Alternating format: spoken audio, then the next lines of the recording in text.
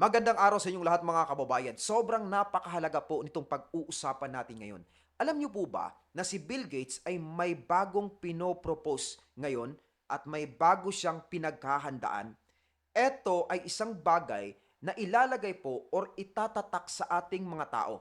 Bakit ito ginagawa ni Bill Gates? Ginagawa niya ito para makatulong raw ang bagay na yan sa darating na pandemya kung sakaling maulit man. Mayroon nga bang darating na pandemic sa mga susunod na taon?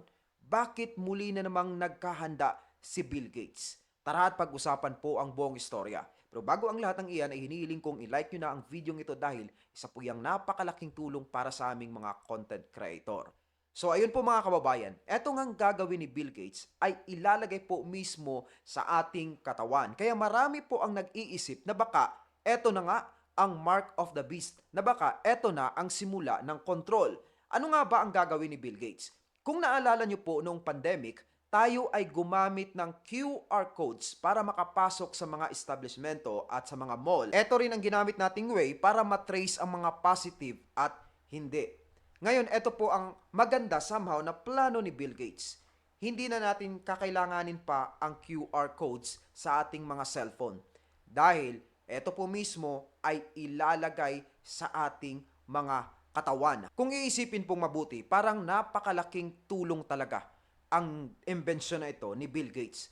Dahil mas mabilis na lang na matrace ang mga positive kung nasa balat mismo nila or nasa katawan mismo nila ang QR code. So kumbaga, wala nang makakapagsinungaling at wala nang makakatakas dito. Kung mayroong positive, siguradong matitrace agad. Pero yun ba talaga ang original na purpose ng sistemang itong ini-introduce ni Bill Gates? O baka mayroon pa silang hidden agenda? At bakit nagkahanda si Bill Gates para sa pandemya? Talaga bang mayroong mangyayaring pandemya sa mga susunod na taon? Para masagot po ang katanungan na yan, panoorin po natin ang explanation ng isang eksperto sa field na ito. At ang taong iyan ay walang iba kundi si Nicholas Hulscher. Si Nicholas Hulscher po ay isa sa mga nagbabantay sa mga tamang bagay na ilalagay sa katawan ng tao. Sinisigurado po nila na yung ilalagay sa ating katawan ay talagang totoong makakatulong sa atin. So expert po sila pagdating sa mga diseases. At sinisigurado nila na gagaling dapat ang tao sa kung anuman ang inilagay sa kanya, katulad po ng vaccine. Ngayon, etong ilalagay po ni Bill Gates or yung kanyang plano, tinututukan po nila itong mabuti. At talagang sinusuri nila na kung makakabuti ba talaga ito sa sangkatauhan, na talagang makakatulong ba ito sa sangkatauhan. Sabi po niya sa post, meet Bill Gates' new micro needle patch implant that installs both modified mRNA and permanent quantum dot QR codes into your body. Planned for mass rollout during the next pandemic. Tingnan po natin yung kanyang term, ano? Pandemic, yung kanyang term sa ginagawa ni Bill Gates. Iniisip niya na maaaring may paparating na naman na pandemic na planado. At sa kanyang statement, ini-imply niya na kasama si Bill Gates sa nagplano nito. So sabi pa niya dito, this is a biological vaccine passport controlling who can shop, dine, or travel. So bukod sa pandemic, ini-imply din niya na ito ay for control sa sangkatauhan. Panoorin po natin ang video para mas lalo po tayong maliwanagan. Going to be the next mRNA platform, vaccine platform that they try and roll out at a wide scale. So first in 2019, Gates funded a study for the original development of these quantum dot implants. So it's a Okay, narinig niyo naman po mga kababayan na 2019 pa pala ito naisip ni Bill Gates. Marahil nung mga panahon na yon, naisip niya ang pangangailangan sa ganitong teknolohiya. Dahil marami siyang nakita sa problema sa pandemya at ang sistema nito para matugunan po yung pangangailangan ng mga tao. O di kaya, pwede ring isipin natin na baka meron na talaga nito noong 2019 pero hindi lang na-implement ni Bill Gates. Kasi alam naman po natin na medyo naging bad shot ang itsura ni Bill Gates sa mga tao dahil siya po ay napagbintangan na may pakana ng pandemya. Matapos itong mag-speech noong 2015 patungkol sa pagkahanda sa pandemic. Siguro hindi niya ito naipilit dahil alam niyang hindi siya paniniwalaan ng mga tao. So eto na po ngayon, 2025 na at unti-unti na naman niyang inintroduce ito sa buong mundo. Pagpapatuloy po natin. A microneedle patch array. So it's got a bunch of mini needles. It's like a band-aid. You put it on your wrist, it dissolves, and it installs these quantum dot materials that last for at least 5 years. Okay, so para daw itong Band-Aid na mayroong mga micro needles. So maliliit na mga karayom na naglalagay po sa atin ng mga quantum dots. Yan po yung purpose nitong technology na ito. Pagpapatuloy po natin para mas lalo nating maintindihan mga So kababayan. they developed that in 2019. Now in 2025, Gates funded another study that shows just how advanced now this technology has become. It is advancing at a very fast pace. Now these microneedle patches can install literal quantum dot QR codes.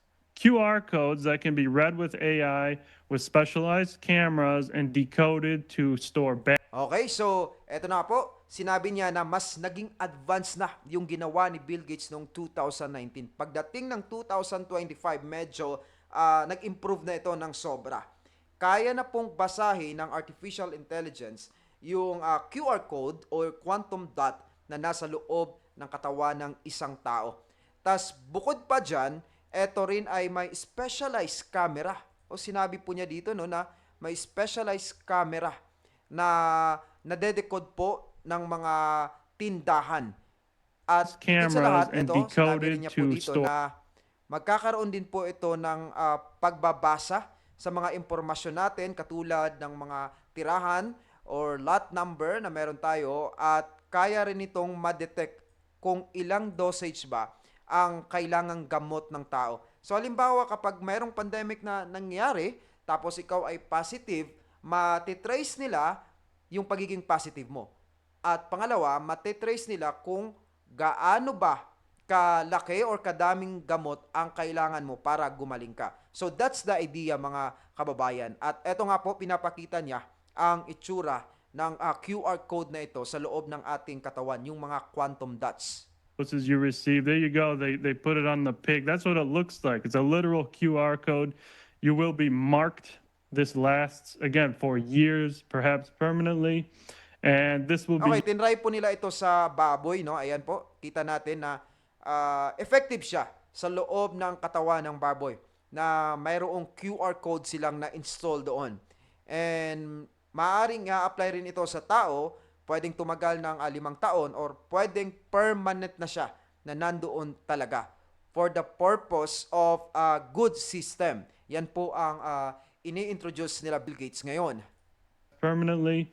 And this will be used as a biological vaccine passport system where you won't use your phone. You won't use the QR code on your phone to enter the store and travel.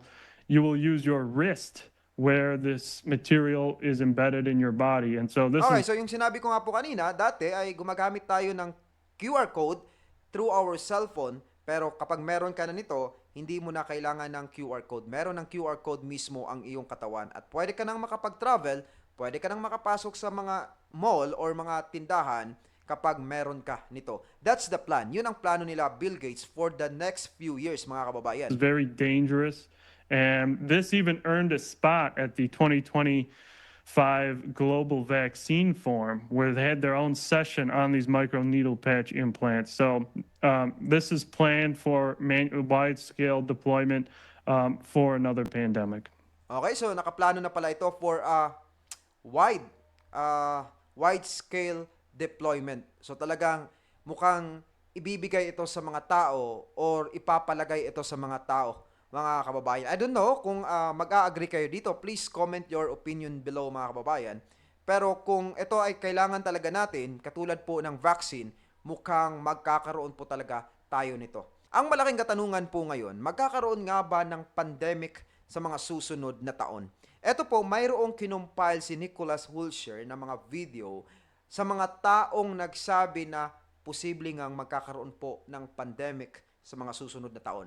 At kasama po si Bill Gates sa videong ito na nagsabi ng ganon. Ito po, sabi niya sa post na ang mga taong ito, sila Albert Bourla, Bill Gates at marami pang iba ay nagsasabi na certain na mangyayari po ang pandemic sa mga susunod na taon. Sabi niya, the same architects of the last pandemic. So, ini-emphasize na naman po niya dito na yung dating pandemic ay planado ng mga taong ito. Hindi po ako nagsabi niya na, siya po ang nagsabi, si Nicholas Hulsher.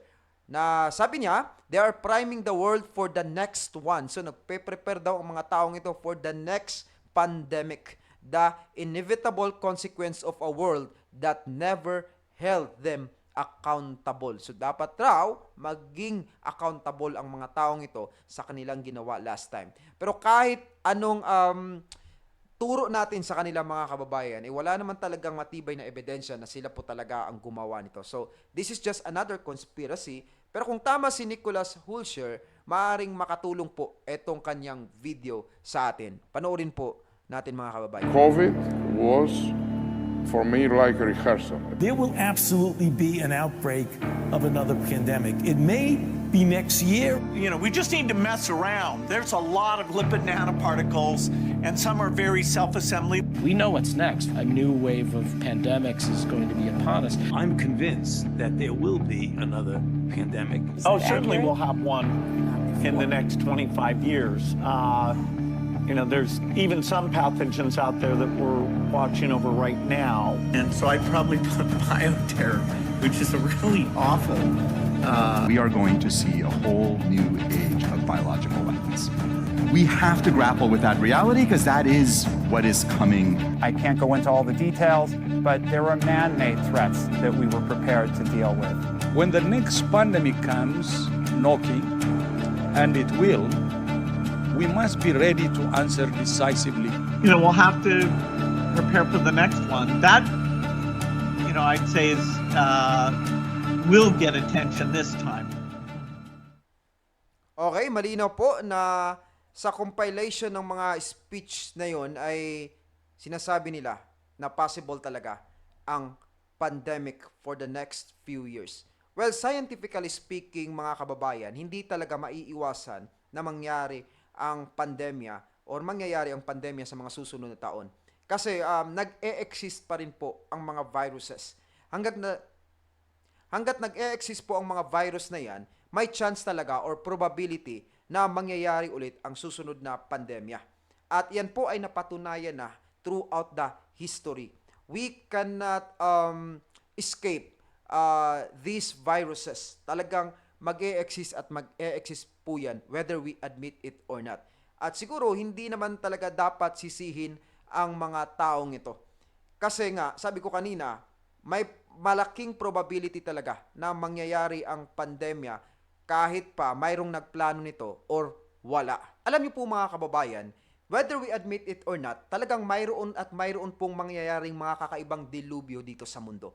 Kaya kinakailangan po nating maging handa. Kinakailangan nating mahanap yung kapayapaan. Kinakailangan po nating magkaroon ng matibay na sandigan para kung sakaling darating po ang mga ganitong klaseng dilubyo, handa tayo at matibay po tayo. At naniniwala po ako na ang tunay na kapayapaan ay matatagpuan lamang po natin sa Panginoong Hesus. Maraming mga bagay at pangyayari dito sa mundong ito na naging dahilan ng ating kabalisahan at naging dahilan kung bakit ang ating mga puso ay nawala ng kapayapaan. Hinahanap mo ang kapayapaan sa mga lugar, pumupunta ka sa bundok o di kaya pumupunta ka sa tabing dagat para masilayan ang isang napakagandang sunset. Pero wala po talaga doon ang tunay na kapayapaan. Wala rin ang kapayapaan sa tao, sa iyong paboritong kaibigan o di kaya sa iyong asawa. Ang tunay na kapayapaan po ay matatagpuan lamang sa Panginoong Hesus dahil siya po mismo ang Prince of Peace. So yung mga kapayapaan na nabanggit ko kanina ay mga temporary peace lamang. Pero ang totoong peace ay sa kanya lamang po natin matatagpuan. Ito po mismo ang sinabi ni Isaiah sa 9 verse 6. Sabi po dito, for to us a child is born, to us is given, and the government will be on his shoulders, and he will be called Wonderful Counselor, Mighty God, Everlasting Father, Prince of Peace. Ang tinutukoy po na a child is born dito ay walang iba kundi si Jesus Christ. Si Jesus Christ po na magbibigay sa atin ng eternal peace, not just temporary peace.